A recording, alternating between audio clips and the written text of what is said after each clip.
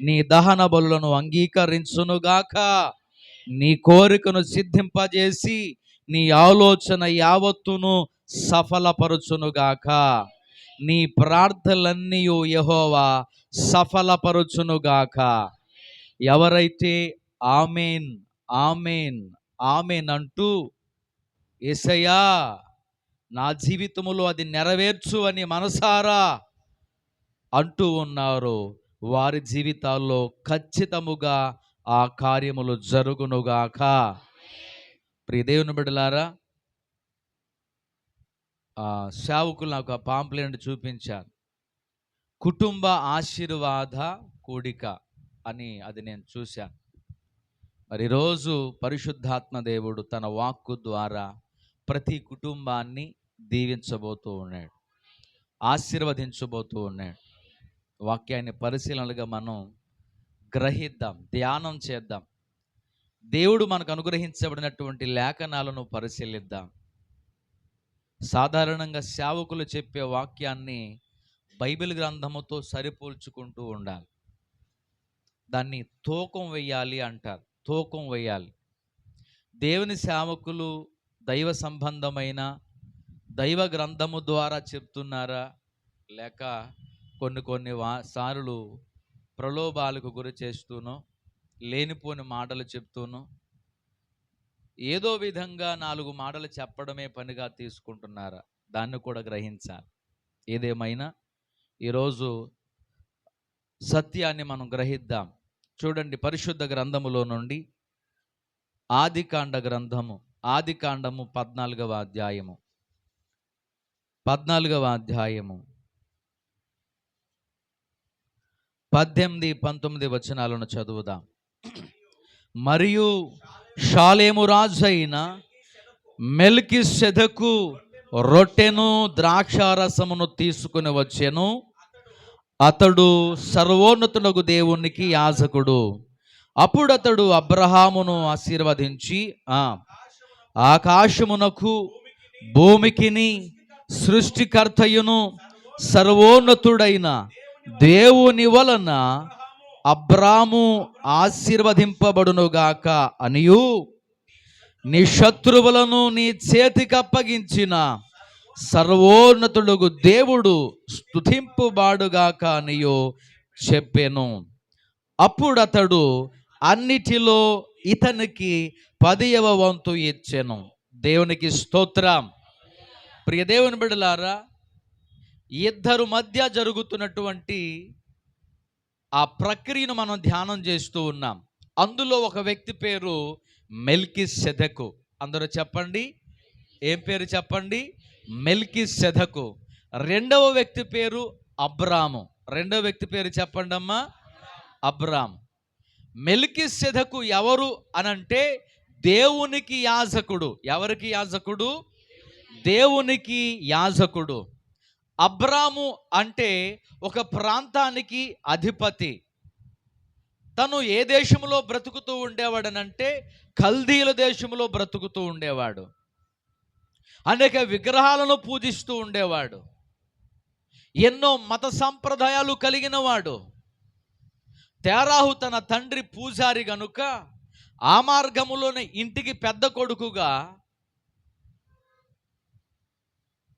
తన భక్తి జీవితాన్ని కొనసాగిస్తూ ఉండేవాడు. కానీ ఒకానొకప్పుడు దేవుడు తనతో మాట్లాడినప్పుడు, అబ్రామా, నేను చూపించే దేశానికి నువ్వు వెళ్ళు, నేను నిన్ను ఆశీర్వదిస్తానని చెప్పిన మాటకు లోబడి అబ్రాము తన ప్రాంతాన్ని విడిచిపెట్టి, తన తండ్రి ఇంటిని విడిచిపెట్టి, సంపదను విడిచిపెట్టి, బ్యాక్గ్రౌండ్స్ అంతా విడిచిపెట్టి దేవుని మాటకు లోబడ్డాడు.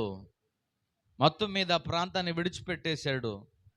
అయితే అబ్రాము జీవితంలో ఎన్నో శోధనలు ఎదురయ్యాయి, ఎన్నో కష్టాలు ఎదురయ్యాయి, అవమానాలు ఎదురయ్యాయి, అపనిందలు ఎదురయ్యాయి. తన భార్యను వేరొకడు ఎవడో తీసుకుని వెళ్ళిపోయాడు. కనీసం ఆ ప్రాంతంలో బ్రతకలేని కరువు వచ్చింది. ఇది అలా అనుకుంటే తన తోబుట్టువైన, తన బంధువైన లోతు గారు కూడా ఒక ప్రాంతంలో నివసిస్తుంటే తన సహోదరుడి మీద ఎవడో మొత్తం మీద కొంతమంది రాజులు వచ్చి వారి కుటుంబంలో అటువంటి సొత్తునంతా ఎత్తుకొని వెళ్ళిపోయారు. వారి మీదకు కొంతమందిని వెళ్ళి యుద్ధం చేయడానికి వెళ్ళాడు. గమనించాలి వాక్యాన్ని. ఆ యుద్ధము చేసి తిరిగి వస్తున్న తరుణములో అబ్రాముకి ఒక వ్యక్తి ఎదురయ్యాడు. ఆ వ్యక్తి పేరు ఏమన్నాం? చెప్పండి, ఏం పేరమ్మా? మెల్కీసెదెకు. ఆయన దేవునికి యాజకుడు. ఆయన చేతిలో 2 వస్తువులు ఉన్నాయి. అవి ఏంటి అని అంటే, చెప్పండి, నోరు తెరి చెప్పండి. రొట్టెయు ద్రాక్షారసము ఉన్నాయి. ఆ 2 కూడా అబ్రాముకి ఇచ్చాడు. ఇచ్చి అన్నాడు కదా, అబ్రామును ఆశీర్వదిస్తూ ఉన్నాడు. ఏమని అనంటే, ఆకాశమునకు భూమికిని సృష్టికర్తయును సర్వోన్నతుడైన దేవుని వలన అబ్రాము ఆశీర్వదించబడును గాక. దేవునికి స్తోత్రం చెప్పండి. ఎవరు ఆశీర్వదించేది అబ్రామును? ఆకాశము నుండి, ఆకాశము భూమిని సృజించిన సర్వశక్తి కలిగిన దేవుడు అబ్రామును ఆశీర్వదిస్తాడని చెప్పాడు. ప్రియ దేవుని బిడ్డలారా, ఆశీర్వాదం అంటే సమృద్ధి, సమృద్ధికరమైన జీవితం. ఈరోజు మనకు ఏదైనా కావాలి అని అంటే ఎవరెవరినో మనం ఆశ్రయిస్తూ ఉంటాం, ఎవరెవరి దగ్గరకో మనం వెళుతూ ఉంటాం. ఎవరో మనకు అప్పిస్తారు, లేక చేయబదులిస్తారు, ఎవరో చేసాయం చేస్తారని మనం ఆశ్రయిస్తూ ఉంటాం. కానీ అసలు మనల్ని ఆశీర్వదించినటువంటి వ్యక్తి ఎవరు చెప్పండి? దేవాతి దేవుడు. ఎస్, అబ్రహాముకు కరువు వచ్చింది, ఇబ్బందులు వచ్చాయి, బాధలు వచ్చాయి. కానీ ఆ సర్వోన్నతుడైన దేవుడు అబ్రామును ఆశీర్వదించాలనుకున్నాడు. దేవునికి స్తోత్రం చెప్పండి. ప్రియ దేవుని బిడ్డలారా, ఈరోజు మన ఆత్మీయ జీవితాల్లో కూడా అన్ని విషయాల్లో పేదరికం మనల్ని పలకరిస్తూనే ఉంటుంది. ఈ సగటు సాధారణమైన జీవితాల్లో మనం అనుకుంటాం కదా, ఈ జీవితం ఇంతేనేమో, ఈ జీవితానికి ఇంతేనేమో అనుకుంటాం. రోజు ఏదో రీతిగా గడిచిపోతుంది, కష్టపడిన సంపాదన ఆ రోజుకి సరిపోవడం లేదు. అప్పుడు ఏమనిపిస్తుందో మనసుకి అంటే, ఇక మన జీవితం ఇలాగే సాగుతుంది అని. ఒకవేళ ఏదైనా గొప్ప ఆలోచన మనసుకు వచ్చిందా, ఎలా చేయగలుగుతామండి, ఎలా కట్టగలుగుతాం ఇల్లు, ఎలా తీర్చగలుగుతాం అప్పు, ఎలా పే చేయగలుగుతాం ఈఎంఐ అనే ఆలోచనే వేధిస్తుంది మనస్సుని. ప్రియ దేవుని బిడ్డలారా, ఇక అబ్రహాముతో పోల్చుకోవాలని అంటే అసలు మనకు తోగమేమో అనిపిస్తుంది, నిజమే. కానీ అబ్రహాముకు తోడుగా దేవుడు నీకు కూడా తోడుగానే ఉన్నాడు అనే విషయాన్ని మర్చిపోకు. దేవునికి స్తోత్రం. ఆనాడు యాజకుని ద్వారా దేవుడు అబ్రాహామును ఆశీర్వదించాడు. అబ్రహాము విడిచిపెట్టగలిగాడు, దేవుడు విడిచిపెట్టమనే విషయాలను. నేనంటాను, నువ్వు ఆశీర్వదించబడాలి అని అంటే నిన్ను విడిచిపెట్టమని చెప్పిన ప్రతి దాన్ని నువ్వు విడిచిపెట్టుకోవాలి. ఈరోజు చాలామంది మందిరాలకు వస్తున్నారు కానీ విడిచిపెట్టలేని అంశాలు ఎన్నో ఉన్నాయి. క్రైస్తవులుగా మారుతున్నారు కానీ విడిచిపెట్టలేని అంశాలు ఉన్నాయి. బాప్తిస్మాలు తీసుకుంటున్నారు కానీ విడిచిపెట్టలేని అంశాలు ఎన్నో ఉంటూ ఉన్నాయి. కానీ వాళ్ళ ఆశ ఏంటో తెలుసా? మేము దీవించబడాలి అని, ఆశీర్వదించబడాలని వారి ఆశ. నేను అంటాను, నీవు వ్యర్థమైన దాన్ని విడిచిపెడితే అవసరమైన దాన్ని దేవుడు నీకు అనుగ్రహిస్తాడు. దేవునికి స్తోత్రం చెప్పండి. ఎస్, అబ్రాము చేసిన పని అదే. దేవుడు అన్నాడు, అది నీకు వేస్ట్ నాన్న, నీ భక్తి వ్యర్థమరా, నీకు తెలియక నువ్వు చేస్తున్నావు, నువ్వు చేసే భక్తి వ్యర్థమైనది, అది వేస్ట్, నీకు వదిలిపెట్టాయి అని దేవుడు చెప్పాడు. అబ్రాము విడిచిపెట్టేశాడు. కానీ అబ్రామును దేవుడు విడిచిపెట్టలేదు. ప్రియులారా, బైబిల్ గ్రంథంలో మనం చదువుతుంటే, అది చదవండి, మరి దీన్ని మనం పూర్తి చేయాలి కాబట్టి, అబ్రహామును దేవుడు ఎంతగా ఆశీర్వదించాడనంటే, ఆదికాండమే 24వ అధ్యాయాన్ని 24వ అధ్యాయాన్ని లేక 14వ అధ్యాయము 13వ అధ్యాయాన్ని చదవండి. అబ్రాము తనకు కలిగిన సమస్తమును తన భార్యను వెంటబెట్టుకుని ఐగుప్తు నుండి నెబుకు వెళ్ళాను.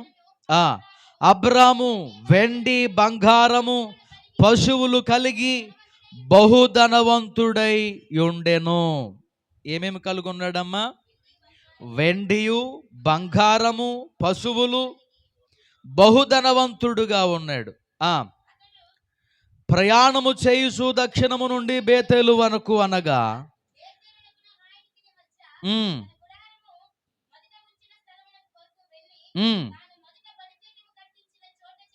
చేరెను. 6వ వచనం చదువుదాం. వారు కలిసి నివసించుటకు ఆ ప్రదేశము చాలకపోయెను. ఎందుకనగా వారి ఆస్తి వారు కలిసి నివసించలేనంత విస్తారమై ఉండను. గట్టిగా చప్పట్లు కొట్టగలమా? గట్టిగా చప్పట్లు కొట్టగలమా? ప్రియ దేవుని బిడ్డలారా, అబ్రహాము అన్ని విడిచిపెట్టి వచ్చాడు. కానీ దేవుడు ఎంత ఆస్తినిచ్చాడంట? తన లోతుతో కలిసి ఉండలేనంత విస్తారమైన ఆస్తిని ఇచ్చాడంటండి. చూడండి, ఆస్తి ఎక్కువైపోయి తగాదాలు అయిపోతున్నాయి వారి పని మనుషులకి. ఎవరి పని మనుషులకి? అబ్రహాము పను మనుషులకి, లోతు పను మనుషులకి. నేను అంటాను, ఒక చిన్న ఎగ్జాంపుల్ చెప్తా, అది వేరేగా అనుకోకండి. ఒకవేళ మన జీవితంలో మనకే ఒక 10 మంది పని చేసేవాళ్ళు, పనివాళ్ళు ఉండాలని అంటే మనం ఏ స్థాయిలో ఉండాలి? మామూలుగా అడుగుతున్నానండి. ఈ ప్రస్తుత కాలంలో ఒక 10 మంది పనివాళ్ళు, ఒక కారు డ్రైవరు, ఒక స్వీపరు, ఒక బట్టలు ఉతికే ఆవిడ, కిచెన్ వండే కుక్కర్, ఏమండి చెఫ్ అంటారు కదా, చెఫ్, ఇలా ఒక 10 మంది మనకు పని చేసేవాళ్ళు ఉండాలనుకోండి. మనం ఏ స్థాయిలో ఉండాలి? నా మాటలు అసలు అర్థమైనయా? ఏ స్థాయిలో ఉండాలి? ఒక మినిస్టర్ స్థాయిలో ఉండాలి. ఇంకా ఎక్కువ స్థాయిలోనే ఉండాలి. దేవుని బిడ్డలారా, చదివిన వాక్యం భాగం ఏంటో తెలుసా? అబ్రహాము పనోళ్ళు, లోతు గారి పనోళ్ళు, వారికి గొడవలు వస్తున్నాయంటే ఎందుకో తెలుసా? ఆస్తి ఎక్కువైపోయి, సంపద ఎక్కువైపోయి. దేవుని ఆశీర్వాదం అంత గొప్పగా ఉంటుంది మనం నమ్మగలిగితే. ఇవన్నీ మీకు చెప్పే మాటలు కాదు, నేను ఏదో నోటి మాటలుగా చెప్పట్లేదు, మా అనుభవాలనే మీకు మాదిరిగా చెప్తూ ఉన్నా. భయంకరమైన పేదరికాన్ని అనుభవించిన వాళ్ళు, గంజి నీళ్లతో కడుపు నింపుకునేవాళ్ళు, వలస వెళ్ళిపోయి 10 మంది ఒక పశువుల పాకలో నివాసం ఉండి పొలం పనులు చేసుకున్న అనుభవాలు మావి. ఈరోజు ఎందుకు ధైర్యంగా చెప్పగలుగుతున్నామనంటే, యేసయ్య ప్రేమ అంత అధికమని, మనం ఏ స్థితిలో ఉన్నా ఆయన పైకి లేవనెత్తే దేవుడని విశ్వాసంతో చెప్తూ ఉన్నా. దేవునికి స్తోత్రం. అబ్రామును అంతగా ఆశీర్వదించాడు. అంత మాత్రమే కాదు, మరొక మాటను కూడా మనం మర్చిపోకూడదు. 14వ అధ్యాయం మరొక మాటను, నీ శత్రువులు నీ చేతికి అప్పగించిన సర్వోన్నతులకు దేవుడు స్తుతింపబడునుగాక అని చెప్పాను. చూడండి, అబ్రహాము ద్వారా దేవుడు స్తుతించబడాలి. ఎవరి ద్వారా? అబ్రహాము ద్వారా. ఈరోజు మనం స్తుతించడం అనంటే పాటలు పాడడం అనుకుంటున్నాం కదా. ఏమనుకుంటాం? పాటలు పాడడం అనుకుంటాం, చప్పట్లు కొట్టడం అనుకుంటున్నాం. వాయిద్యాలు వాయించడం అనుకుంటున్నాం. నిజమే, అది ఒక రకంగా స్తుతించడం. అయితే ఆ స్తుతిలో సంతోషం ఉండాలి, ఆ స్తుతిలో కృతజ్ఞత ఉండాలి, ఆ స్తుతిలో ఆనందం ఉండాలి, ఆ స్తుతిలో సంతృప్తి ఉండాలి. ఒకవేళ అది లేదనుకోండి, ఎన్ని పాటలు పాడినా అందులో స్తుతి ఉండదు. ఈ మాట నేను ఎందుకు చెప్పానో తెలుసా? స్తుతి అంటే దేవునికి ఇచ్చేది, ప్రార్థన అంటే చెప్పరండి దేవుని నుంచి అడిగేది. స్తుతి అంటే దేవునికి ఇచ్చేది. నేను అడుగుతున్నా, ఎప్పుడు మనం ఇతరులకు ఇస్తాం, ఎప్పుడు ఇవ్వగలం అంటే మన దగ్గర కలిగి ఉన్నప్పుడు. ఈరోజు నువ్వు స్తుతిస్తున్నావు అని అంటే సంతోషాన్ని కలిగి ఉంటే సంతోషాన్ని పంచుతావు దేవునికి. ప్రభువా, నువ్వు నాకు ఇచ్చావయ్యా, సమృద్ధిని ఇచ్చావు, నా అక్కరలు తీర్చావు, నా కోరికలను తీర్చావు అని సంతోషముతో కొడతావు. చూసావా చప్పట్లు? అది స్తుతి. నిజమే, ఆనందముతో పరవశిస్తూ ఆయన మహిమపరుస్తావు కదా, అది స్తుతి. ఈరోజు ఎంతమంది ఆనందముతో చప్పట్లు కొట్టగలుగుతున్నారు, సంతోషముతో చప్పట్లు కొట్టగలుగుతున్నారు? ప్రియ సహోదరి సహోదరుడా, ప్రతి హృదయములో వేదన ఉంది, ప్రతి హృదయములో బాధ ఉంది, ప్రతి హృదయములో అబ్రాము వలనే ఆవేదనలు ఉన్నాయి, సంతృప్తి లేదు. కారణం ఏంటో తెలుసా? అబ్రహాముకు అన్నీ ఉన్నా ఏదో ఒక లోటు తనను వెంబడిస్తూనే ఉంది. ఆ లోటు ఏంటి చెప్పండి? ఆ లోటు ఏంటి? పిల్లలు లేకపోవడం. పిల్లలు లేకపోవడం. నేను అంటాను, ఈరోజు నీ మనసులో ఉన్న లోటేంటి? అమ్మ, నా ప్రశ్న అర్థమైందా? నీ హృదయంలో ఉన్న లోటేంటి? చెప్పగలవా దేవునికి? చెప్పగలవా దేవునికి? ఆలోచించాలి. ఆ లోటు నీ మనసులో ఉంటే నువ్వు ఎలా స్తుతించగలుగుతావు? ఎలా ఆనందముతో మహిమపరచగలుగుతావు? నీ జీవితం అంతా ప్రార్థనకే పరిమితం అవుతుంది తప్ప స్తుతికి విషమంతైన అవకాశం ఉండదు. కానీ అబ్రహాము జీవితములో ఆనందం వచ్చిందండి.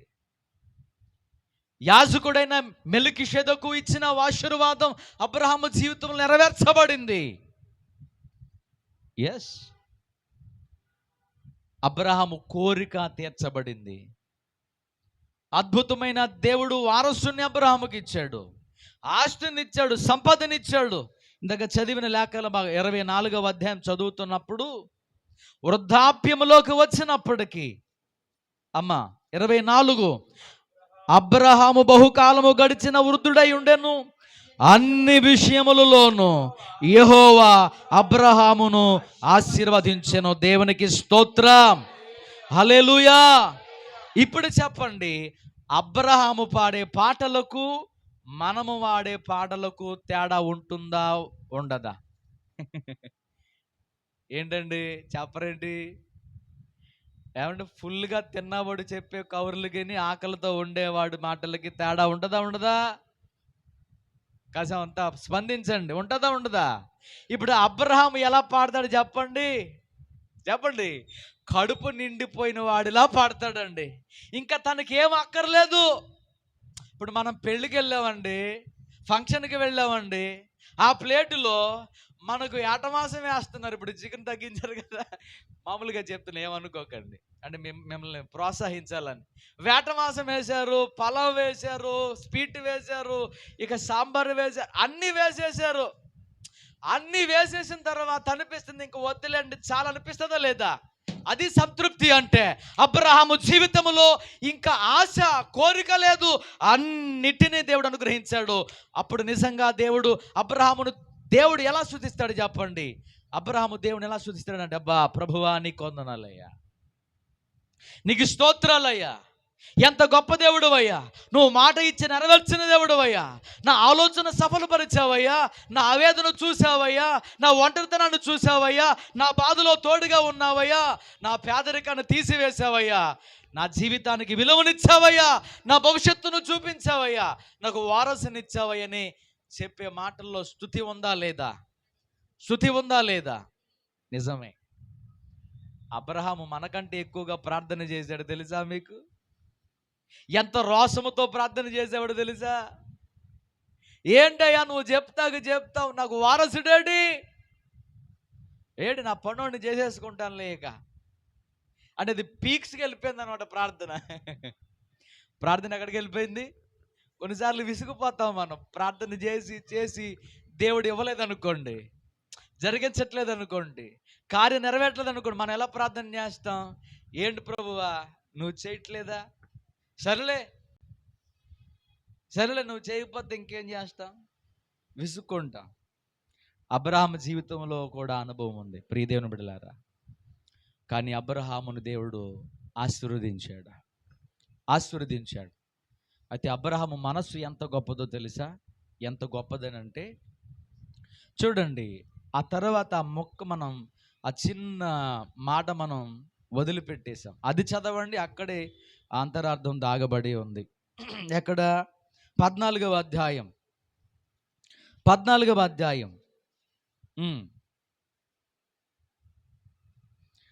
అప్పుడు అతడు అన్నిటిలో ఇతనికి 10వ వంతు ఇచ్చెను.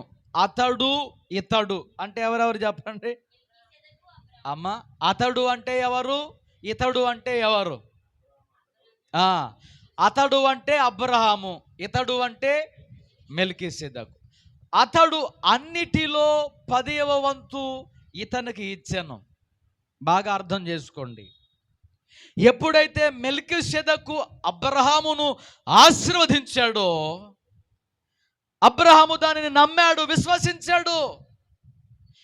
ఈరోజు నేను అంటూ ఉన్నా, మనము ఆశీర్వదించబడాలి అని అంటే మనం ఇచ్చేవారిగా ఉండాలి. మళ్ళీ చెప్తున్నా, ఇచ్చేవారిగా ఉండాలి. అబ్రహాములో ఆ గొప్పతనం ఉంది.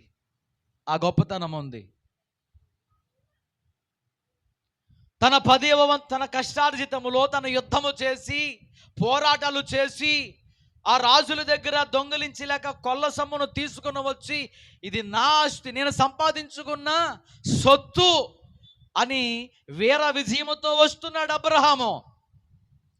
కానీ యాజకుడు ఎదురవగానే ఏం చేశాడు చెప్పండి? ఏం చేశాడు? 10వ వంతును తీసి, ఇది నీదేనయ్యా అని ఇచ్చేశాడు. అది అబ్రహాము మనస్సు.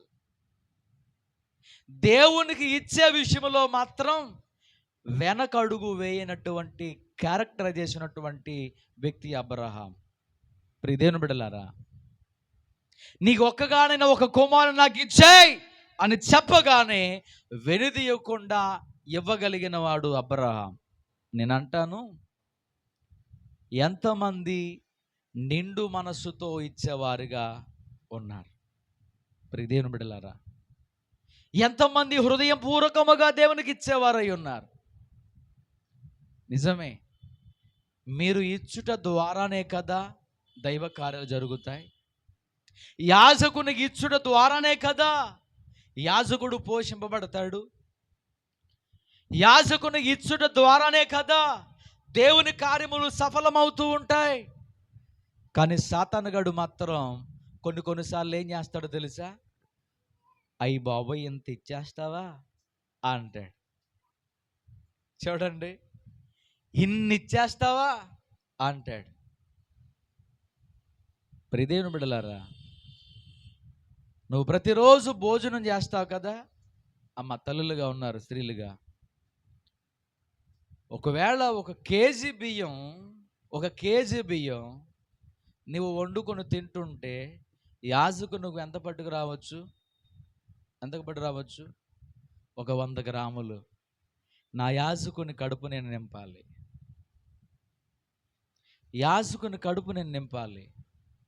ప్రియదేవుని బిడ్డలారా, సారేపతిలో ఉన్న ఒక విధవరాలు, పేరు రాయలేదు కానీ, ఆమె పాపం విధవరాలంటే భర్తను కోల్పోయిన ఒకే ఒక బిడ్డ. తినడానికి కూడా ఆ రోజుకే చిన్న అప్పడం ఉంది, పిండి ఉంది, అప్పడం కాదు పిండి ఉంది. ఏమండి? కానీ ఆమె ఏం చేసింది చెప్పండి? చెప్పరేంటి తల్లి? యాజకునికి ఇవ్వాలి, ప్రవక్తకి ఇవ్వాలి, దేవుని సేవకునికి ఇవ్వాలి. మీరు గమనిస్తున్నారా? ఎప్పుడైతే యాజకుని కడుపు నింపిందో ఆ కరువు కాలం అంతా ఆమెకు అసలు లోటు అనేది లేదు. కానీ మన మనసు ఏమనిపిస్తుందో తెలుసా? ఈ కేజీలో 100 గ్రాములు పాస్టర్ గారికి ఇచ్చేస్తే ఎందుకు వచ్చిందిరా వ్యవహారం అనుకుంటాం మనం. ప్రియదేవుని బిడ్డలారా, నిజమే, మనం అనేక మందికి చెప్పాలండి, తెలియచేయాలండి. ఒకవేళ మీ బంధువులు ఎవరో ఉన్నారు, వారికి తెలియచేయాలి, అయ్యా ప్రార్థన పెట్టుకోండి, పాస్టర్ గారికి కాసంత భోజనం పెట్టించండి, పాస్టర్ గారికి కాసంత కానుక ఇప్పించండి, పాస్టర్ గారి యొక్క శ్రమను మీరు చూడండి అని మీరు కూడా చెప్పగలిగి ఉండాలి. ప్రియులారా, ఎందుకో తెలుసా? ఒకవేళ మీరు ఇచ్చే మనసు గనక మీకు ఉందా, తప్పనిసరిగా మీరు ఆశీర్వదించబడతారు, మీరు దీవించబడతారు. నిజమే. ఇక రెండవ విషయాన్ని మనం ధ్యానం చేద్దాం.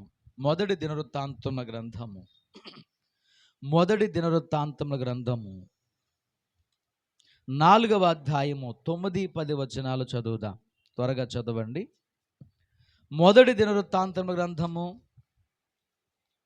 4వ అధ్యాయము 9-10 వచనములు. యబ్బేజు తన సహోదరుల కంటే ఘనత పొందినవాడై ఉండెను. వేదన పడి నేను కంటినని అతని తల్లి అతనికి యబ్బేజు అని పేరు పెట్టెను.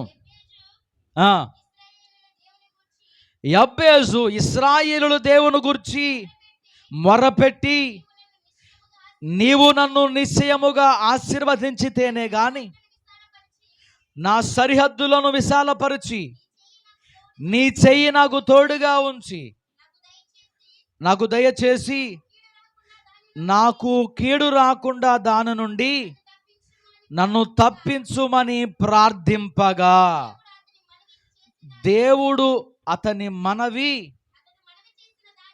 మనవి చేసిన దానిని చూడండి, అతనికి దయచేసాను. ప్రియ దేవుని బిడ్డలారా, వాక్యాన్ని మనం ధ్యానం చేద్దాం. ప్రార్థన ఎంత గొప్పదో ఆలోచించాలి. మనము చదివిన లేఖన భాగాల్లో మరొక వ్యక్తి ఎవరనంటే యబ్బేజు. అమ్మ పేరేం పెట్టి చెప్పండి? యబ్బేజు. ఈ యబ్బేజు జీవితం గురించి ఆలోచిస్తుంటే పుట్టినప్పుడే భయంకరమైన వేదనతో కన్నదంట తల్లి. అప్పుడున్న పరిస్థితులన్నీ వేదనగానే ఉన్నాయి. ఆ వేదన భరించలేక ఆ పేరు కూడా పెట్టేసింది. ఏమని పెట్టింది? యబ్బేజు. యబ్బేజు అంటే అర్థం ఏంటి? వేదన అని. కొన్ని పేర్లు హిబ్రూలో రాయబడి ఉంటాయి బైబిల్ గ్రంథంలో. తర్జుమా చేస్తే అవి అర్థమవుతాయి. పేరేం పేరు పెట్టిందమ్మా? వేదన అని పెట్టింది. మనం పేర్లు పెట్టేటప్పుడు ఏం పేర్లు పెడతాం? స్వీటీ, నాటీ, క్యూటీ, బ్యూటీ, అన్నీ మంచి పేర్లే కదా పెడతాం. ఏమండి? స్వీటీ అంటే అబ్బా తీయగా ఉండాలి అని కదండి. కానీ కన్న తల్లి ఏ పేరు పెట్టింది? తెలుగులో చెప్పండి, తెలుగులో ఏం పేరు? వేదన అని పేరు పెట్టింది. కొన్ని సందర్భాల్లో ప్రతికూల పరిస్థితులు వచ్చేస్తాయి. స్కూల్కి వెళ్ళేటప్పుడు పిల్లాడు అడుగుతాడు, నాన్న ఫీజు కట్టాలి నాన్న, అందరూ కట్టేశారంట అంటే మంచి తండ్రి అయితే అంటాడు, రే కడదాం లేరా, మన పరిస్థితులు బాగలేదు కదా, నచ్చ చెప్తాడు పిల్లాడికి.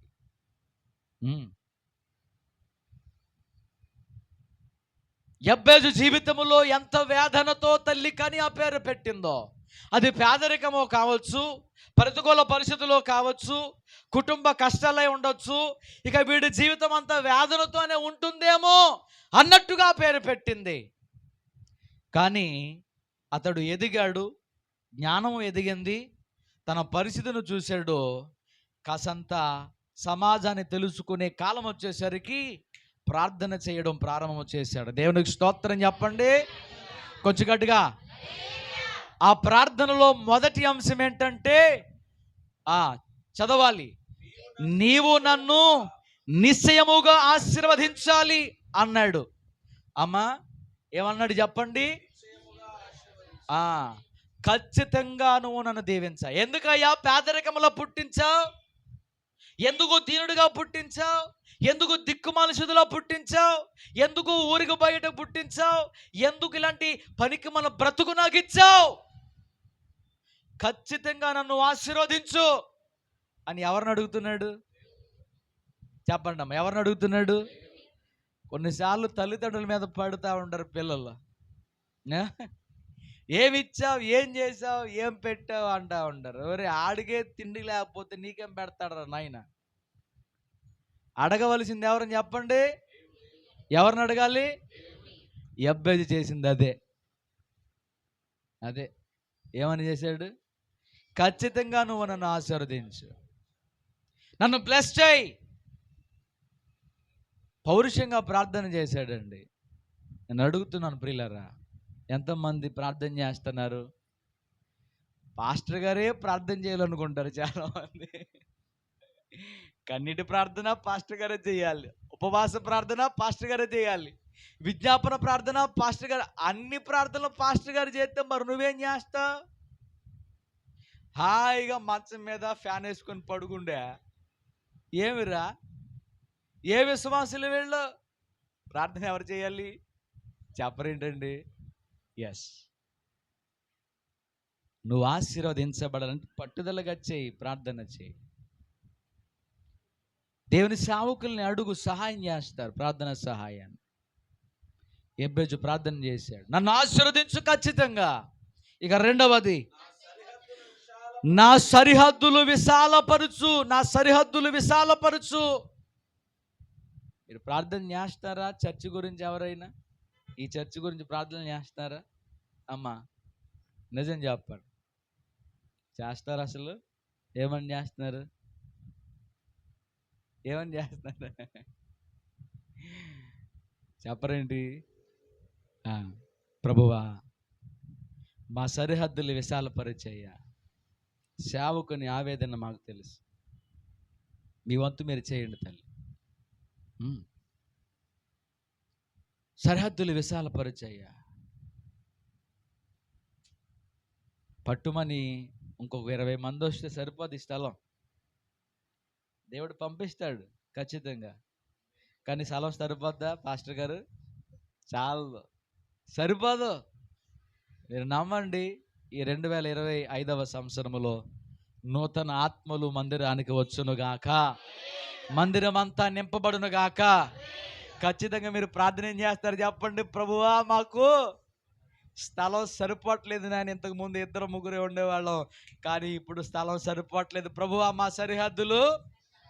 ఎస్, ప్రార్థన చేయండి, చేయండి.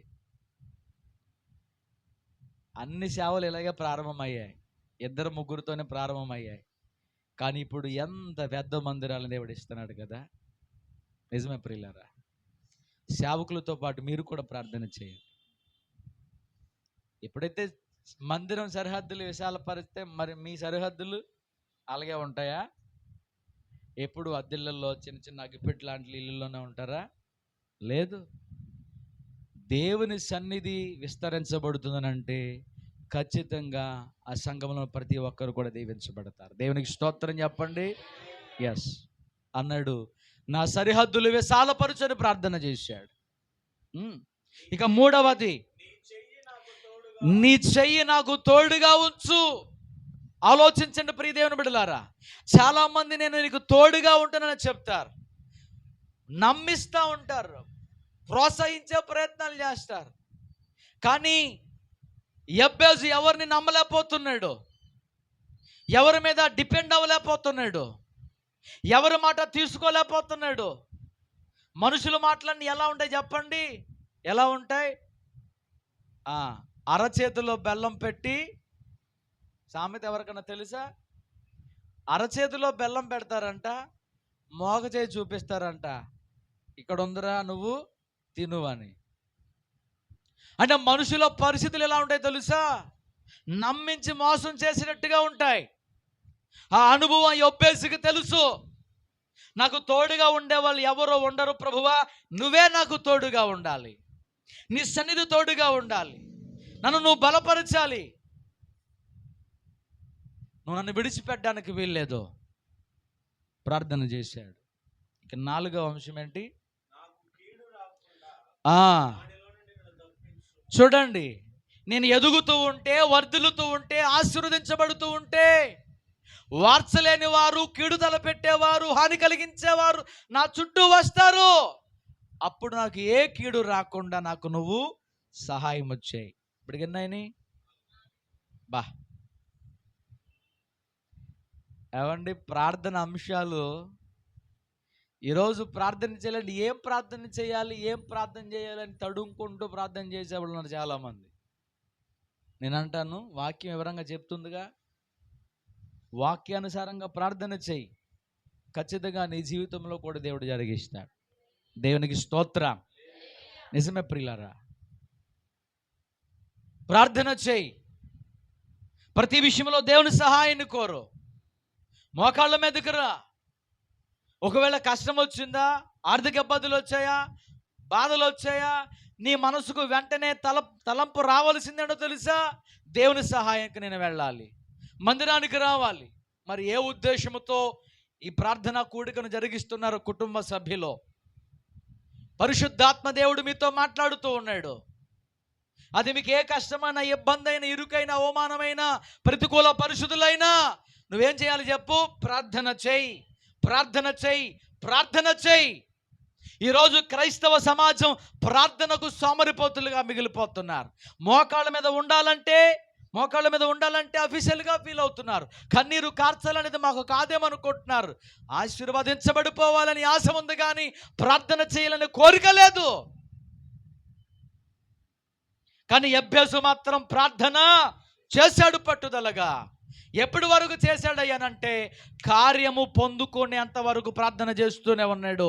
గట్టిగా చప్పట్లు కొట్టండి, గట్టిగా చప్పట్లు కొట్టాలి. నిజమే ప్రియులారా, అక్కడ రాయబడిందంటో తెలుసా?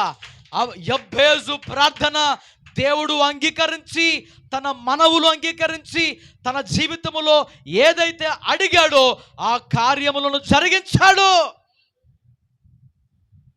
ఈరోజు నమ్మగలుగుతున్నావా?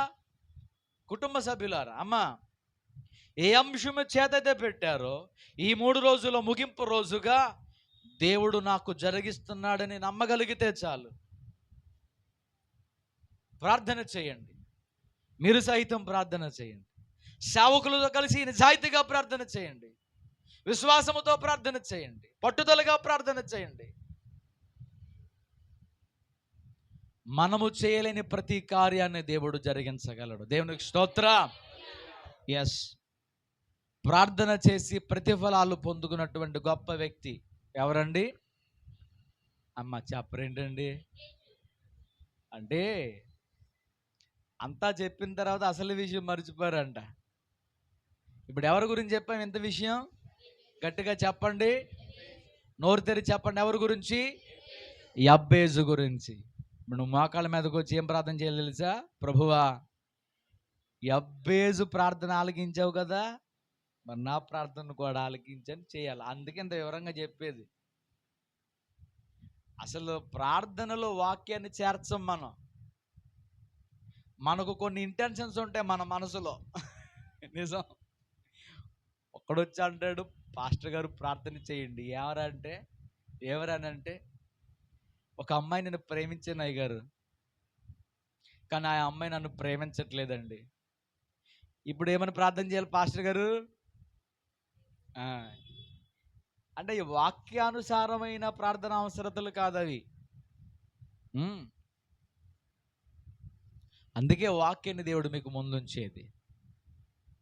మీరు అడగండి. అందుకే దేవుడు నేర్పిస్తున్నాడు ప్రార్థనని. అందుకే ప్రార్థన నేర్పిస్తున్నాడు. ప్రార్థనలో నాటునది పెళ్ళగించుట అసాధ్యము, ప్రార్థనలో పోరాడునది పొందకపోవుట అసాధ్యము. ప్రార్థనలో నాటునది పెళ్ళగించుట అసాధ్యము, ప్రార్థనలో పోరాడునది పొందకపోవుట అసాధ్యము. ప్రార్థనలో పతనమోవుట అసాధ్యము, ప్రార్థనలో ప్రాకులాడినది పతనమోవుట అసాధ్యము. ప్రార్థనలో పదునైనది పని, ఆమేన్. ప్రార్థనలో పదునైనది పని చేయకపోవుట అసాధ్యము. ప్రభువా ప్రార్థన నేర్పయ్యా, ప్రార్థించకుండా నేనుండలేనయా. ప్రభువా ప్రార్థన నేర్పయ్యా, ప్రార్థించకుండా నేనుండలేనయా. నీ పాదాలు తడుపకుండా నా పయనం, ఆమేన్. నీ పాదాలు నా పయనం సాగదయా, నీ పాదాలు తడుపకుండా నా పయనం సాగదయా, నీ పాదాలు తడుపకుండా నా పయనం సాగదయా. ప్రార్థన వలనే పయనము, ప్రార్థనే ప్రాకారము, ప్రార్థనే ప్రాధాన్యము, ప్రార్థన లేనిది పరాజయం. ప్రార్థన వలనే పయనము, ప్రార్థనే ప్రార్థన లేనిదే పరాజయం. దేవునికి స్తోత్రం. ఎంతమంది ఈరోజు నిర్ణయం తీసుకున్నారు? ఎంతమంది నిర్ణయం ఈ రోజు నుండి పని అయ్యేంత వరకు ప్రార్థన చేస్తూనే ఉంటారు? ఎంతమంది తీసుకున్నారు? అసలు అర్థమవుతుందా వాక్యం అండి? ఎంత వివరంగా చెప్పినా సాతానుగాడు ఎక్కడ పులి స్టెప్ పెడతాడో తెలుసా? ఈ రోజు నుండి దేవుడు నాతో మాట్లాడాడు. ఖచ్చితంగా నేను మోకాళ్ళ మీదకి వచ్చేస్తాను, ప్రార్థన చేస్తాను, పని అంతవరకు పోరాడతాను. ఈ నిర్ణయాలు తీసుకునేవాడు ఏంటంటే తెలుసా, ఈ చెవితో మాత్రం వింటాం, ఇక్కడే మర్చిపోతాం, ఇక్కడే విడిచిపెట్టేస్తాం. గంట సేపు పాస్టర్ గారు గొంతు చించుకొని చెప్పిన వాక్యం అంతా ఇక్కడే దులిపేస్తాం. ఏమండి? కారణం ఏంటో తెలుసా? ఇక్కడ నువ్వు నిర్ణయాలు తీసుకోవట్లేదు, ఇక్కడ తీర్మానం తీసుకోవట్లేదు. నువ్వు ఎందుకు ఇంత కూర్చోబెట్టి చెప్పేది, దేవుడు నేర్పించేది? నువ్వు తీసుకున్నటువంటి నిర్ణయాన్ని బట్టి కట్టుబడి ఉంటే గనక కార్యం జరుగుతుంది. ఈరోజు సంఘం అంతా ఒక పట్టుదలతో నిర్ణయం తీసుకోండి. ప్రార్థన ద్వారానే ఆశీర్వాదాలను మనం అనుభవిస్తాం. యొబ్బేజు జీవితంలో దేవుడు జరిగించాడండి. మూడవదిగా ముగిస్తున్నాను. మూడవదిగా కీర్తనల గ్రంథము 21వ అధ్యాయము. కీర్తనల గ్రంథం 21వ అధ్యాయం, 21వ అధ్యాయం 3వ వచనమును చదువుదాం. 3వ వచనము నుండి, శ్రేయస్కరమైన ఆశీర్వాదములతో నీవు అతనిని ఎదుర్కొనుచున్నావు, అతని తల మీద అపరంజి కిరీటము నీవు ఉంచి ఉన్నావు. ఆయుష్ నిమ్మని అతడు వరముడుగగా నీవు దానిని అతనికి అనుగ్రహించి ఉన్నావు. సదాకాలము నిలుచు దీర్ఘాయువు నీవు దయచేసి ఉన్నావు. నీ రక్షణ వలన అతనికి గొప్ప మహిమ కలిగెను, గౌరవ ప్రభావములను నీవు అతనికి ధరింపజేసి ఉన్నావు. అబ్బా, నిత్యము ఆశీర్వాద కారకుడుగా ఉండునట్లు నీవు అతనిని నియమించి ఉన్నావు. నీ సన్నిధిని సంతోషముతో అని ఉల్లసింపజేసి ఉన్నావు. అబ్బా చూడండి, ఎందుకంటే రాజు యెహోవా యందు నమ్మిక ఉంచి ఉన్నాడు. దేవునికి స్తోత్రం చెప్దామా? 2 చేతులు ఎత్తి చెప్పండి. ప్రియ దేవుని బిడ్డలారా, 3వ వ్యక్తి గురించి మనం ధ్యానం చేస్తున్నాం, దావీదు రాజు. మీ పాస్టర్ గారు చాలాసార్లు చెప్పే ఉంటారు, చెప్పి పాస్టర్ గారు ఏ వింటామండి, అసలు మేము సినిమాయే మళ్ళీ చూడం. కానీ మీరేంటో చెప్పినవి మళ్ళీ చెప్తారు అనుకోకండి. పరిశుద్ధాత్మ దేవుడు ప్రతినిత్యము నూతనముగా మనకు నేర్పిస్తాడు. దేవునికి స్తోత్రం చెప్పగలరా? Very good. మీరు చాలాసార్లు వినేశారు కాబట్టి కొన్ని ప్రశ్నలు మీకు వేస్తాను దావీదు గురించి. దావీదు గురించి. దావీదు యొక్క గ్రామము లేక దావీదు ఊరు పేరేంటండి? దావీదు ఊరు పేరేంటండి? చెప్పండి అమ్మా. దావీదు గారి ఊరు పేరేంటి? దావీదు గారి తండ్రి పేరేంటి? చెప్పండి. మీరు పాస్టర్లు చెప్పకూడదు. ఇప్పుడు ఇన్స్పెక్షన్ జరుగుతుంది, పిల్లలకి ఇన్స్పెక్షన్ జరుగుతుంది. అప్పుడు డీఓ వస్తాడనమాట, అందరిని అడుగుతూ ఉంటాడు, ఏం నేర్చుకున్నారు, టీచర్లు ఏం నేర్పించారో ప్రశ్నలు అడిగినప్పుడు సమాధానం ఎవరు చెప్పాలి? టీచర్లు చెప్పకూడదు, ఇక్కడ వాళ్ళకి అన్నీ తెలిసి ఉంటాయి కాబట్టి. సమాధానం ఎవరు చెప్పాలి? స్టూడెంట్స్ కదా చెప్పాలి. Very good. మీరు చెప్పండి. దావీదు గారి తండ్రి పేరేం పేరు అమ్మా? దావీదు గారి తండ్రి పేరు యెషై. యెషై గారికి ఎంతమంది పిల్లలు? యెషై గారికి ఎంతమంది పిల్లలు? 8 మంది పిల్లలు. 8 మందిలో దావీదు గారు ఎన్నోవాడు? చెప్పేయండి త్వరగా. 8వ వాడు. దావీదు గారు చేసే వృత్తి ఏంటి? ఏ పని చేసేవాడు? ఇదన్నా చెప్పేస్తారో? చాలా సింపుల్ క్వశ్చన్లు అడుగుతున్నా మిమ్మల్ని. ఏ పని చేసేవాడు? తన తండ్రి గొర్రెలను మేపుతూ ఉండేవాడు. దావీదు ఊరి పేరు బెత్లెహేము. ఒక చిన్న గ్రామం అండి. ఓకే, బెత్లెహేము ఎవరి ఊరి పేరు? దావీదు గారి ఊరి పేరు. Very good.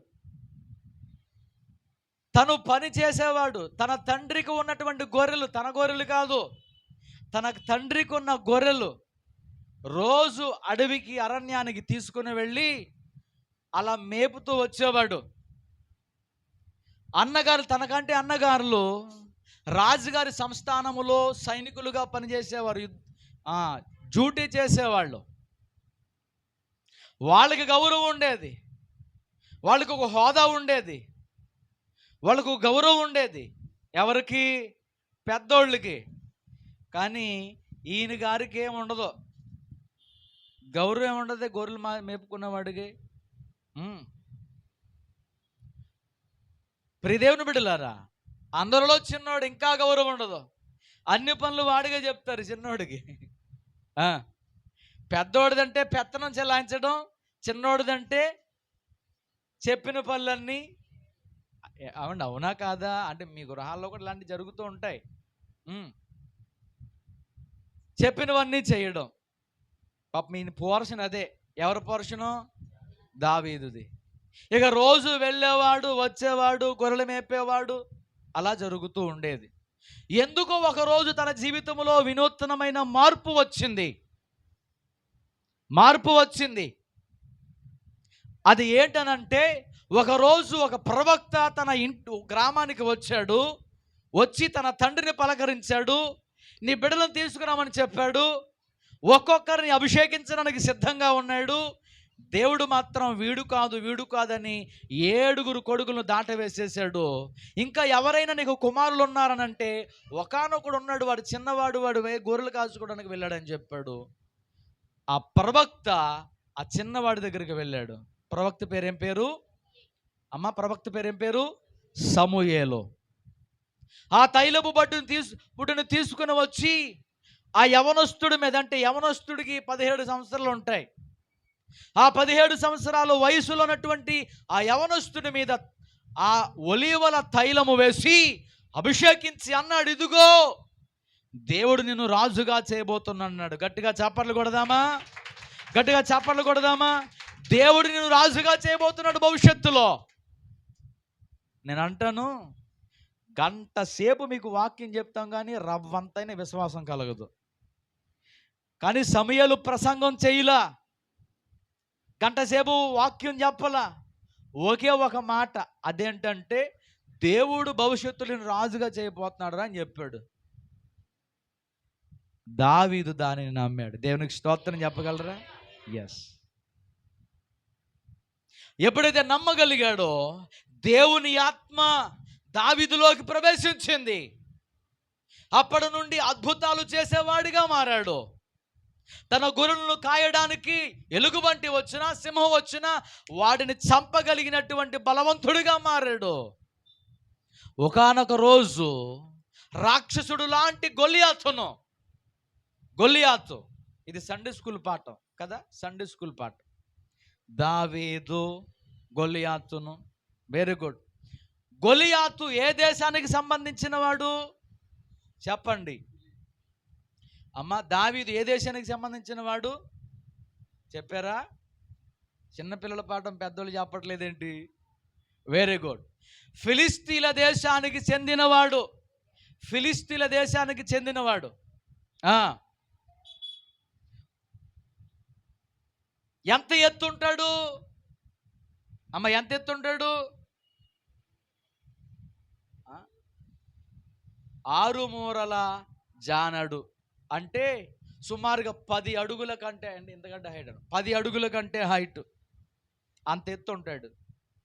4 అడుగుల ఛాతి వెడల్పు, చూడ్డానికే భయంకరమైన రాక్షసుల్లా కనిపించబడే ఆహార్యం అంటే ఆకారం. వాడు పిలుస్తూ ఉన్నాడు, మీలో ఎవడైనా మగవాడుంటే రండిరా యుద్ధం చేయడానికి అని ఇశ్రాయేలు ప్రజల్ని. అన్నగారులు ఒక్కడ వెళ్ళట్లా యుద్ధం చేయడానికి. ఎవడో కనీసం రాజుగారితో సహితం కూడా భయపడిపోయారు. బాగా గమనించండి. విశ్వాసం అంటే, నమ్మిక అంటే ఎలా ఉంటుందో మీకు చెప్తున్నాను.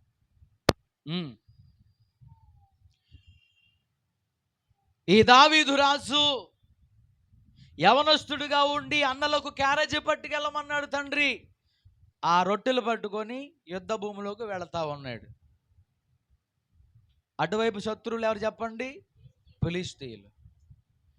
మీరు గమనించగలిగితే అదే యుద్ధ వాతావరణం ఈ రోజుకు కూడా కొనసాగుతూనే ఉంది. ఈరోజు స్టిల్ నౌ, ఈ రోజుకు కూడా.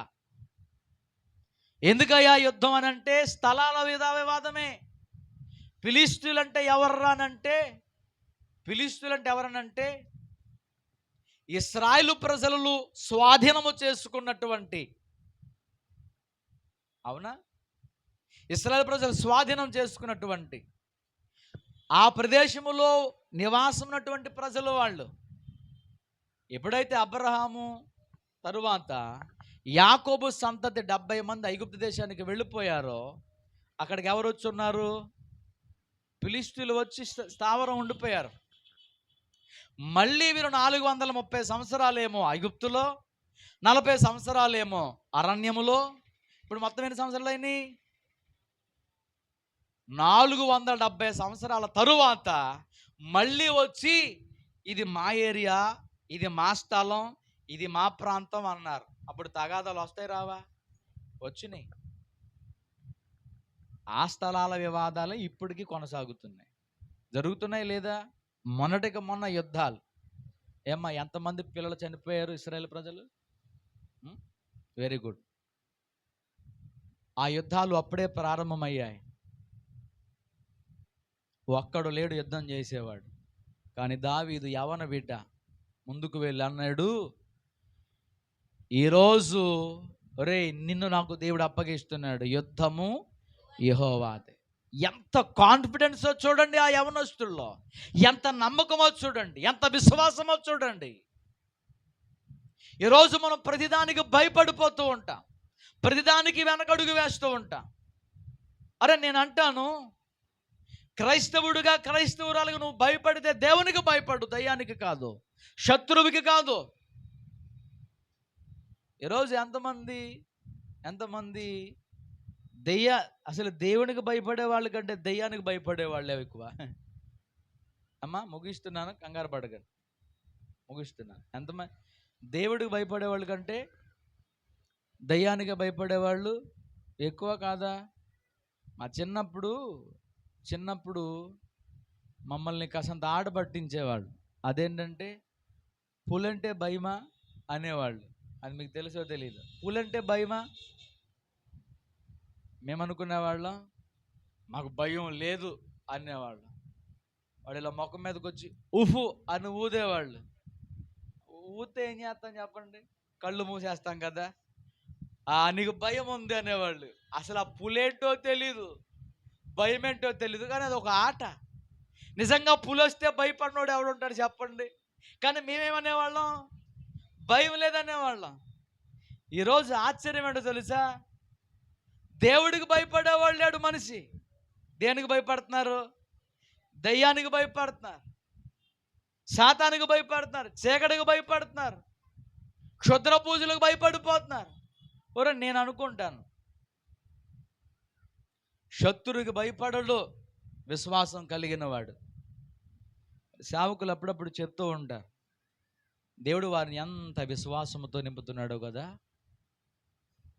ఎంత నమ్మకంతో నింపితే కదండి ప్రార్థన చేస్తారు. నిజమండి, వారి విశ్వాసం దేవుడే. ముందుకు వెళ్ళాడు, యుద్ధం యెహోవాదే అన్నాడు, గొలియాతును చంపేశాడు, తీసుకుని వచ్చాడు.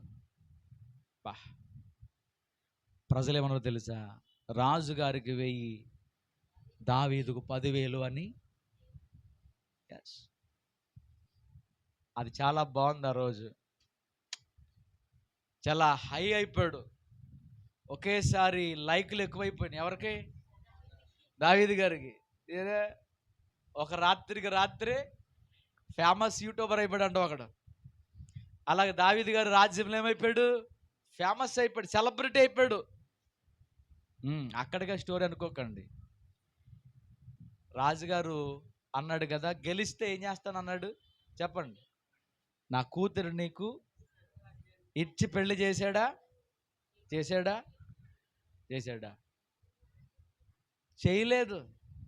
చేయలేదు. ఆ కూతుర్ని వేరొకడికి ఇచ్చి పెళ్లి చేసేసాడు, పెద్ద కూతుర్ని. ఆ తర్వాత మళ్ళా ఘర్షణలు జరిగాయి, చిన్న కూతుర్ని ఇచ్చి పెళ్లి చేశాడు. ఏం పేరు? మీకాలు. పెళ్లి చేశాడే కానీ మామగారు అయ్యాడు కదా. ఎవరు? రాజుగారు.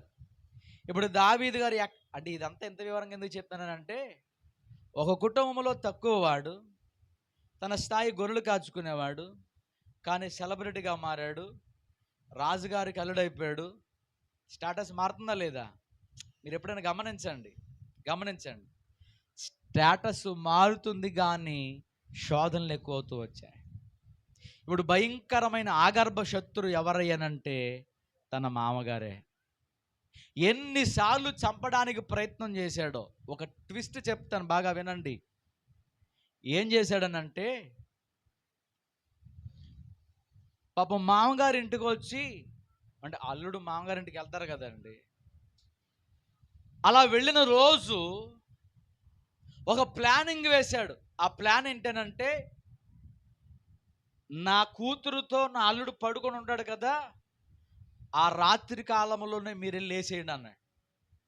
ఎంత స్కెచ్చో చూడండి. బైబిల్లో ఉన్నాయి చెప్తున్నారు సోమ, మళ్ళీ ఇలా ఈ రూపంలో చెప్తున్నందుకు పాస్టర్ గారు ఇలా చెప్తారు అనుకోకండి, మీకు అర్థం అవడం కోసం. చంపండి అన్నాడు. ఈ విషయం దావీదు గారికి తెలిసింది. అప్పుడు దావీదు ఏం చేశాడనంటే, మామూలుగా మనిషి పడుకున్నట్టుగా, చదివారా? ఒక మనిషి పడుకున్నట్టుగా దిండులు పేర్చేసి కిటికీలో నుంచి దూకి వెళ్ళిపోయాడు. స్కెచ్లో ఏం జరగాలి ఇప్పుడు? సైనికులు అందరూ వచ్చేసారు, గబగబా మంచం తడిమేశారు. తీరా దావీదు ఉన్నాడేమని తీసి చూస్తే ఎవరు లేరు. చాలా చెప్పగలను, సమయం లేదు, అయిపోయింది. ఎన్ని విధాలుగా చంపాలని సౌలు ప్రయత్నాలు చేశాడు. ప్రియదేవుని బిడ్డలారా, కానీ దావీదును దేవుడు హెచ్చిస్తూనే వచ్చాడు, ఆశీర్వదిస్తూనే వచ్చాడు. సౌలు మీద ఉన్న అపరంజి కిరీటం, అపరంజి అంటే బంగారం, సౌలు మీద ఉన్న బంగారపు కిరీటం, ఇశ్రాయేలు సామ్రాజ్య కిరీటం దావీదుకు దేవుడు ధరింపచేశాడు. గొర్రెలు కాచుకునే దావీదును గొప్పవాడిగా చేశాడు. అందుకే అన్నాడు, శ్రేయస్కరమైన ఆశీర్వాదాలతో నీవు.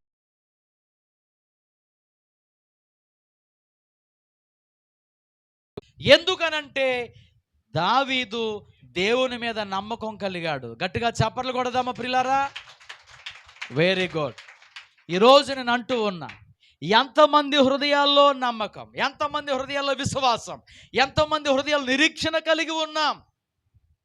ఖచ్చితంగా దేవుడు ఒకరోజు నన్ను హెచ్చిస్తాడు, ఒకరోజు నన్ను గొప్ప చేస్తాడు, ఒకరోజు నన్ను ఆశీర్వదిస్తాడు, ఒకరోజు నన్ను గొప్పగా ఆయన నన్ను హెచ్చిస్తాడని ఎంతమంది విశ్వసించగలుగుతున్నారు?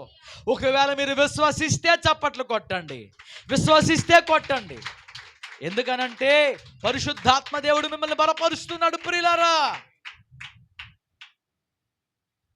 ఇందాక సేవకులు చెప్పారు, అన్న ఇదిగో ఈ ఆటో తక్కువకు వస్తుందని నేను తీసుకున్నానన్న, తక్కువకు వస్తుందని. నేను నా భార్య ఇక్కడికి రావాలంటే 200కు పైగా ఛార్జీలు అవుతున్నాయి బస్సులకి, ఆటోకి రావాలంటే.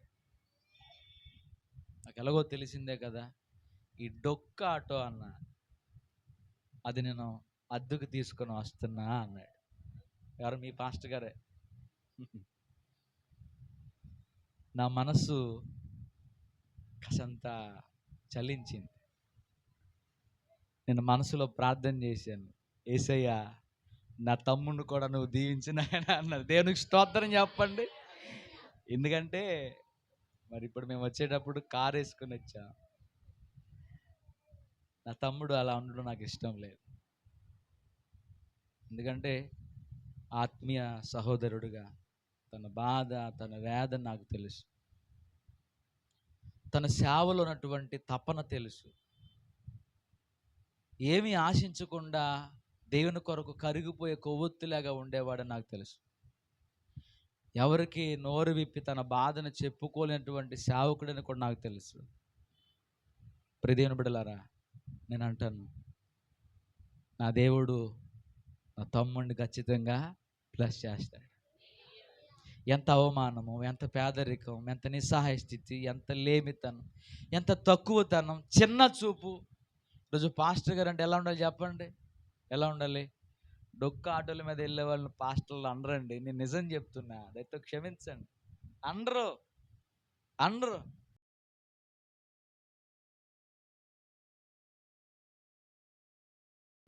విమర్శ అనట్లా, విమర్శ కాదు, ఈ రోజుల్లో ఉన్న స్థితి చెప్తున్నా. గత కాలములో కాళ్ళకి చెప్పులు లేకపోయినా బైబిల్ చేత్తో పట్టుకొని ఒక సంచి వేసుకుని అమ్మ ప్రార్థన చేస్తానంటే ఆ సేవకులకి చాలా విలువ ఇచ్చేవారండి. కానీ రోజు స్థాయిని చూస్తా, గొప్పతనాన్ని చూస్తా, వాళ్ళని పాస్టర్ గారులు అంటారు. వాళ్ళ ఇంట్లోకి వస్తే ఓ గడగడలాడిపోతారు. వాళ్ళకి ఫ్యాన్లు, ఏసీలు వేసేసి అయ్యి బాబోయ్ ఇంత సెలబ్రిటీ మా దగ్గరకు వచ్చాయి అనుకుంటా. నిజమే. ఇలాంటి సమాజంలో ఒక కడు పేద సేవకుడు ఏమనుకుంటా తెలుసా? అవమానాలు భరిస్తూనే సేవ చేస్తాడు, అపనిందలు భరిస్తూనే సేవ చేస్తాడు. నేను అంటాను, నమ్మకం మాత్రం ఉంచు, నా దేవుడు నిన్ను హెచ్చిస్తాడు. గట్టిగా చప్పట్లు కొట్టగలరా? Yes yes. నేను విశ్వాసంతో చెప్తున్న మాటలు ఇవి. నేను చెప్పానుగా, కాళ్ళకి చెప్పులు లేకుండా 7 కిలోమీటర్లు వ్యవసాయం పనులకు వెళ్ళి 7 కిలోమీటర్లు నడిచి వెళ్ళి అక్కడ పని చేసి సాయంత్రం 6 గంటలకు అక్కడ వెనదిరిగి వస్తే ఇంటికి వచ్చేసరికి 7 అవుతున్న సమయం. ఇవి మా లైఫ్ స్టోరీస్ చెప్తున్నా, అవి మా జీవితాలు. కాళ్ళకి చెప్పులు లేకుండా మేము పనులకు వెళ్ళిన బ్రతుకులు. కానీ రోజు కాళ్ళకి సాక్స్లు వేసుకొని, షూ వేసుకొని దర్జాగా వస్తున్నానంటే నేను ఎప్పుడు అనుకోని ఇది నా గొప్పతనం అని, ఎప్పుడు అనుకోని అతిశయించడానికి లేదు. ఎందుకో తెలుసా? నా దేవుడు నన్ను అంచెలంచెలుగా హెచ్చిస్తాడు. ఈరోజు మరి నా తమ్ముడిని కూడా దేవుడు బహుగా దీవించాలని, మరి ప్రతి అక్కర తీర్చబడాలని మనసారా కోరుకుంటున్నాను. ఈరోజు ప్రార్థన జరిగిస్తున్నటువంటి ఆ కుటుంబము కూడా అద్భుతమైన ఆశీర్వాదాలతో నింపబడాలని సేవకునిగా నేను కోరుకుంటున్నాను. అయితే మరి ఈ మాటలు మీ హృదయాల్లోకి తీసుకోండి. ఎంతమంది గురించి చెప్పాను ఈరోజు? అమ్మ, ఎంతమంది గురించి చెప్పాను? త్వరగా స్పందించండి. ఎంతమంది గురించి? ముగ్గురు గురించి. ఎవరెవరు? అబ్రహాము, యబ్బేజు, దావీదు. అబ్రహాము ఆశీర్వదించబడ్డానికి కారణం ఏంటి అమ్మ? కారణం ఏంటి? అబ్రహాములో ఇచ్చే గుణం ఉంది.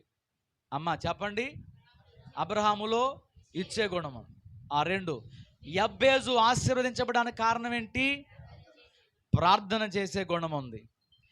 దావీదు ఆశీర్వదించబడడానికి కారణం ఏంటి? నమ్మకం, నమ్మే గుణం ఉంది. వాక్యం అర్థమైందా అమ్మ? ఇంకా డౌట్లు ఏమైనా ఉన్నాయి? అసలు అర్థం అవ్వలేదు పాస్టర్ గారు. మా పాస్టర్ గారు చెప్తేనే బాగా అర్థమవుద్దండి. మీరేదో చెప్పారు కానీ ఎంతసేపు అర్థమైందా? అర్థం అవ్వలేదా? వాక్యం అర్థమైందా? ఎందుకు అడిగానో తెలుసా? అర్థమైతేనే అర్థవంతంగా ప్రార్థన చేయగలరు, విశ్వాసముతో చేయగలరు, పట్టుదలగా చేయగలరు. ఖచ్చితంగా ఈ సంఘాన్ని దేవుడు దీవించునుగాక, ఈ పరిచర్యను ఆశీర్వదించునుగాక, సేవకుని దీవించునుగాక, విశ్వాసులుగా ఉన్న ప్రతి ఒక్కరూ దీవించబడుదురుగాక. ప్రార్థన చేసుకుందాం, ప్రార్థన చేసుకుందాం. అందరూ మోకరించగలిగితే ప్రార్థనలు ఏకీభవించండి. అందరూ ప్రార్థన.